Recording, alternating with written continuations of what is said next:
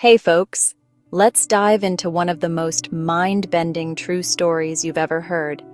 This is the astonishing tale of Donny Decker, also known as the Rain Man. Donny Decker was just an ordinary guy from Stroudsburg, Pennsylvania. But in 1983, something unexplainable happened that would forever change his life and the lives of those around him. It all started when Donnie was granted furlough from jail to attend his grandfather's funeral. A heavy weight of grief was already on his shoulders, but little did he know, things were about to get much stranger. After the funeral, Donnie stayed at a friend's house. As they were sitting in the living room, drops of water began to fall from the ceiling, even though it was a clear night outside. The water didn't just fall straight down either.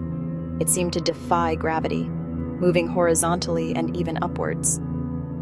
Everyone in the room was astonished and terrified. They called in the landlord to check for leaks, but he found nothing. Next, they brought in the police. Officer John Bojan arrived and witnessed the phenomenon himself, water seemingly materializing out of thin air. At one point, Donnie went into a trance-like state, and the rain became more intense. Objects started flying around the room, seemingly controlled by an unseen force. Things escalated when Donnie was taken back to jail.